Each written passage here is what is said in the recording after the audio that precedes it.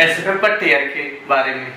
तो हम एसएफएफ का अगर टेयर करते हैं तो उसमें कुछ कंडीशन रहती हैं कि उस कंडीशन चेक करना चाहिए हमको टेयर करने से पहले।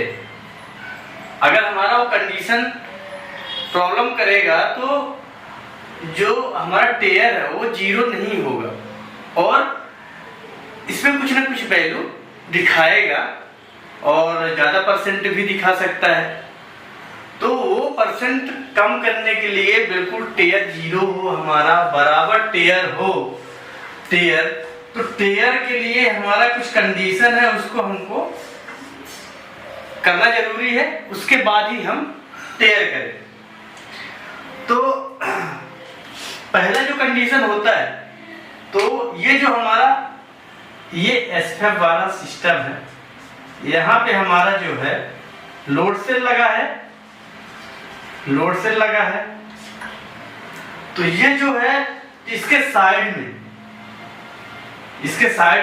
एसएफएफ के साइड में मटेरियल नहीं होना चाहिए। क्या मटेरियल? कोई भी मटेरियल यहाँ पे नहीं होना चाहिए। ये पूरा क्लीन होना चाहिए, पूरी तरह से क्लीन होना चाहिए एसएफएफ पहले।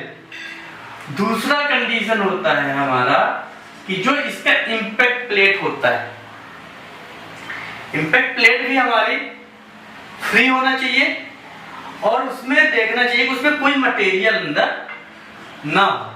तो इंपैक्ट प्लेट को हमारा देखना जरूरी है, जो हमारा लोड सेल से कनेक्ट रहती है। अगर इसमें कुछ प्रॉब्लम हो गया, फ्री भी नहीं होगा, तो हमारा वो बराबर वैल्यू गलत दिखाएगा। तो इंपैक्ट प्लेट हमारी पहले क्लीन होना चाहिए और ये कहीं पे फंसना नहीं चाहिए, फ्री होना चाहिए। तीसरी कंडीशन होती है कि जब हम टेयर करेंगे तो टेयर करने से के पहले ये हमारा न्यूमेटिक गेट जो होता है, न्यूमेटिक गेट, इसकी क्लोज लीड होनी चाहिए, मतलब ये बंद होना चाहिए।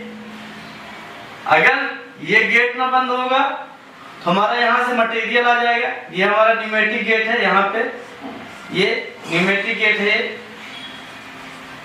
है, तो यहाँ से मटेरियल आ जाएगा अंदर।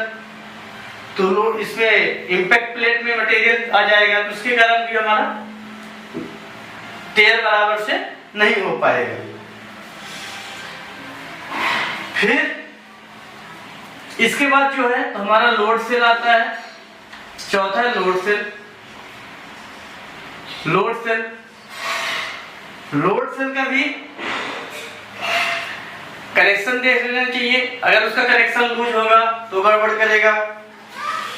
तो लोड सेल का केबल और कनेक्शन और इसकी कंडीशन लोड सेल के देखना चाहिए। अगर इसमें प्रॉब्लम होगी तो बराबर हमारा टेयर नहीं होगा या तो कुछ ना कुछ वैल्यू दिखाता रहेगा। और इसमें जो है तो डोजिंग वाल्व भी चेक कर लेना चाहिए। डोजिंग वाल्व हमारा ओवरलोड नहीं होना चाहिए। अगर डोजिंग वाल्व ओवरलोड हो रहा है, डोजिंग वाल्व ओवरलोड हो रहा है तो उसमें कहीं ना कहीं मटेरियल है तो जाम है, तो उसको भी क्लीन करके रखना चाहिए। डोजिंग वाल्व पूरा ओपन कंडीशन होना चाहिए। अगर टेयर हमारा 1-2% आता है, टेयर करने पर टेयर की और 1-2% आता तो तुम एक्सेप्ट कर लेंगे तो सही है।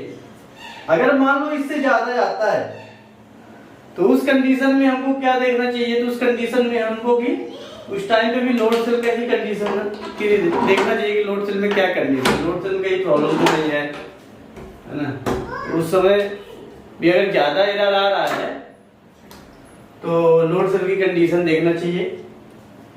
लोड सेल का रेजिस्टेंस देख लेना चाहिए बराबर है कि नहीं है, input resistance output resistance.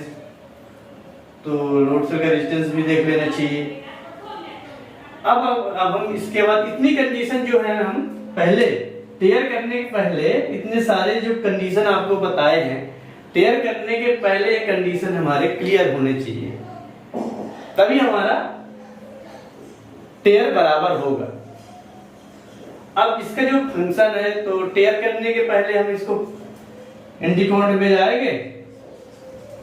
Anti command में ये हमारा सब हो गया, कंडीशन देख लिए, फिर एंटी कमांड में जाएंगे और एंटी कमांड में जाने से पहले एक आदमी हम फील्ड में रखेंगे, एक आदमी हमारा साइड में होना चाहिए, तभी हम टेयर करें। वो बराबर वहां पे देखता रहे, एक और एक अपना एंटी कमांड के पास चला जाए। तो फिर हम इसको पहले कीबोर्ड मोड में ले लेते हैं, पहला कंडीशन,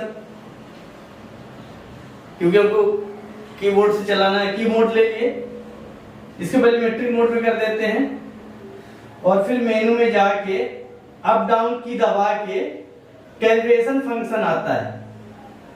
क्या आता है? Calibration function. कैलिब्रेशन फंक्शन में जाके ओके करना है। इसके बाद हमारा पासवर्ड मांगेगा, तो हमको पासवर्ड दे देना इसमें 07734, ये पासवर्ड है।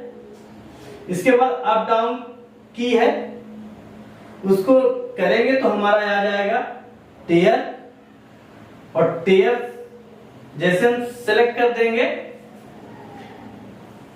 टेयर सेलेक्ट करने के बाद टेयर हमारा चालू हो जाएगा। 0 वाला तो और अच्छी बात है, तो टेयर हम एक्सेप्ट कर लेंगे। तो ये हमारा टेयर की जो कंडीशन थी, टेयर कैसे करना, ये हम आपको बता दिए हैं। तो आप लोगों को वीडियो पसंद आया होगा, तो वीडियो को शेयर और लाइक करिए। और अगला वीडियो हमारा इसका रहेगा, वेट रख के एसएफएफ को कैसे कैलकुलेशन करते हैं, वो हम आपको बताएंगे।